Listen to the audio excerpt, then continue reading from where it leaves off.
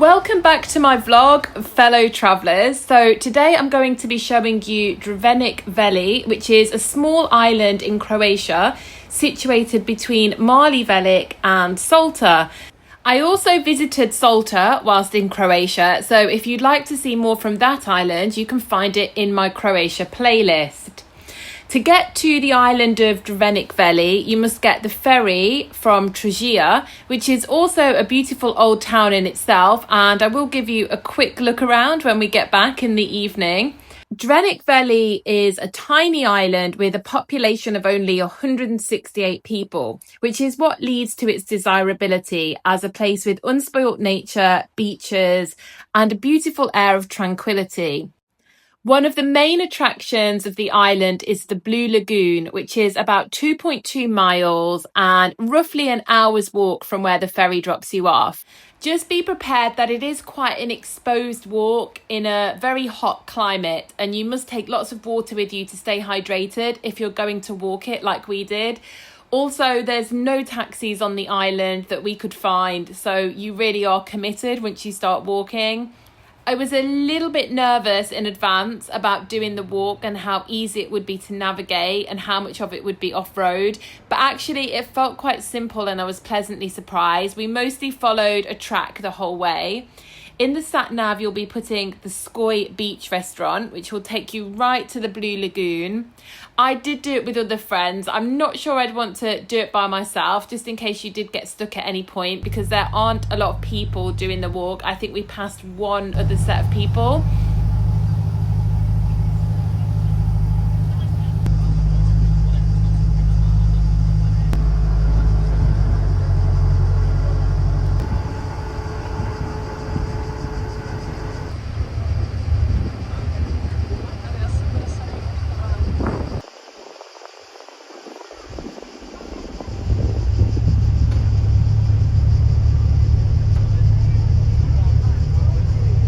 Also, be aware that this ferry does go to multiple stops. It goes to Drvenik Veli and another island. We made the ridiculous mistake of not getting off quick enough, thinking that it was docking there as its only stop, and it ended up moving off, and we had to go on a little round trip via the other island that it stopped at, which I can't remember which island that was now. So here we are approaching for the second time to Drvenik Veli.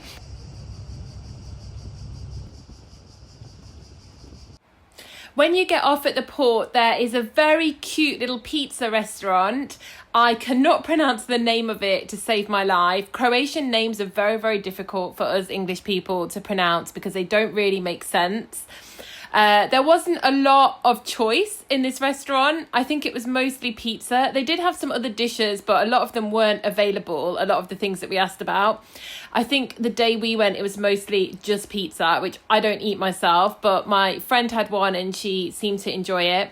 It's very difficult to get alternative milk for coffee on these smaller islands as well, so you kind of have to let go of some of those little home comforts. Here is the last place that you're probably going to be able to get bottles of water from as well if you want to take them on the walk over to the Blue Lagoon. There is a little shop on the island, but it wasn't open when we were there. I think it must have very, very limited opening times. Here is the little shop or bakery, which unfortunately wasn't open. Otherwise, we would have got some drinks from there. This was how most of the walk was all the way. It was very, very hot and there was no shade. So do bear that in mind if you're going to take on this hour walk.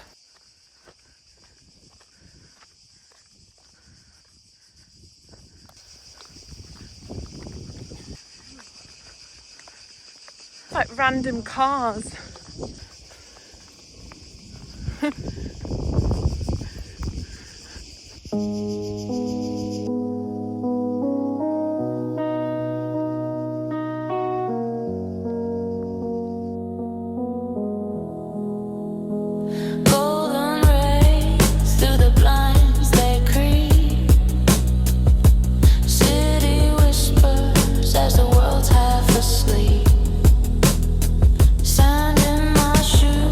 Still calls my name.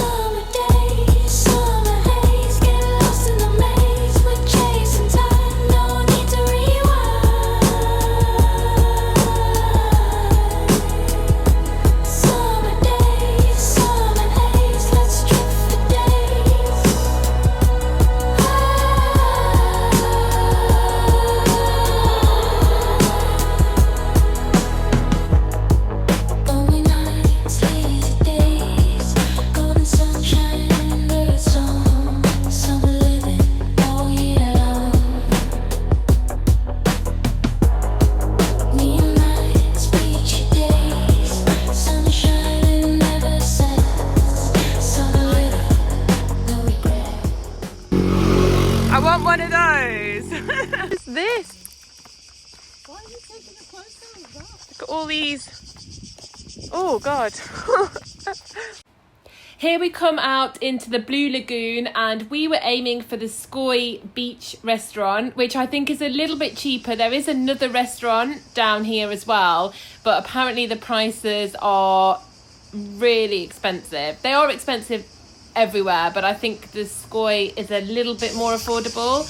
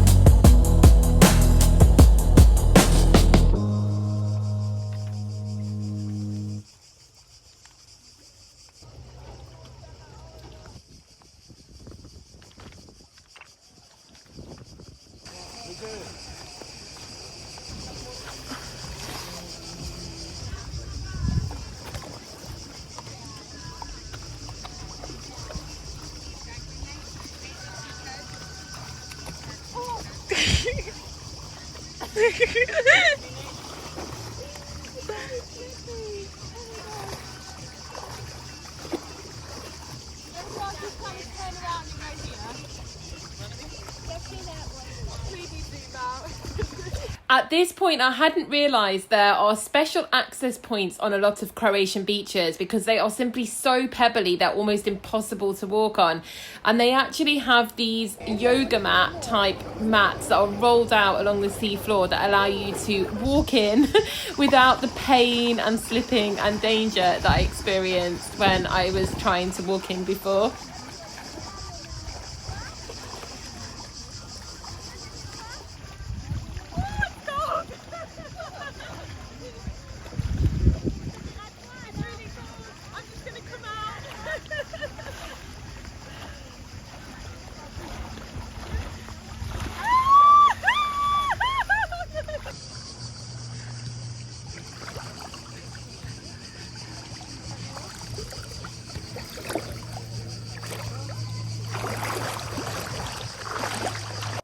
Walking back was a lot quicker once we knew the way, and it was a much nicer temperature as well, with some absolutely gorgeous sunset views.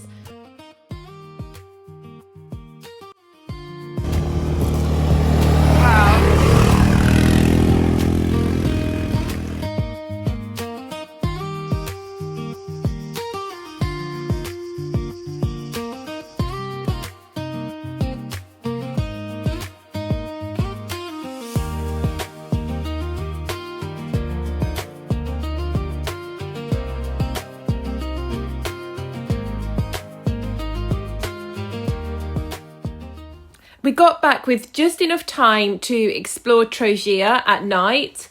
Trogir has a population of just over 10,000 and is home to a number of fascinating historic sites, the best known of which is the Cathedral of St. Lawrence. We did not have a lot of time to explore, so it's going to be a really quick walkthrough. Just over the water here, you can see St. Mark's Tower, which is one of the few remaining pieces of Venetian fortifications in the city. It was built in the 15th century and at the time connected the western and northern sides of the walls of Trogir. It was at one time surrounded by water and connected to the adjacent Camerlengo fortress. It has 2 floors and the walls are 3 meters thick. The round tower was adapted to defend against cannon shots from the Turkish attacks. Like a lot of places in Croatia, they had this huge night market with so many things that you can buy, like souvenirs, olive oil, fruits, wines. One of my favourite things about Croatia in general was how much there was to do at night. Many of the shops, markets, and even activities stayed open till quite late at night. Oh, I love that cute one, yeah. Yeah.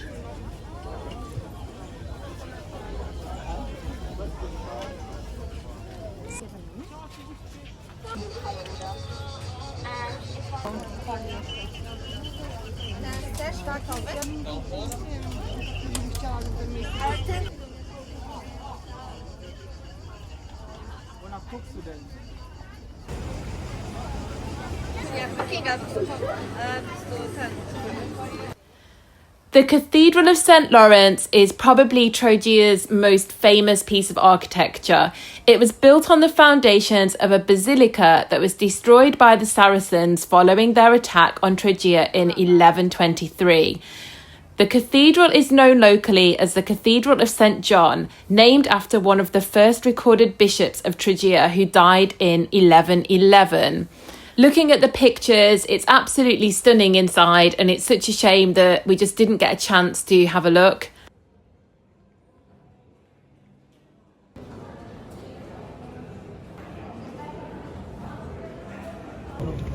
This is Pandora, isn't it?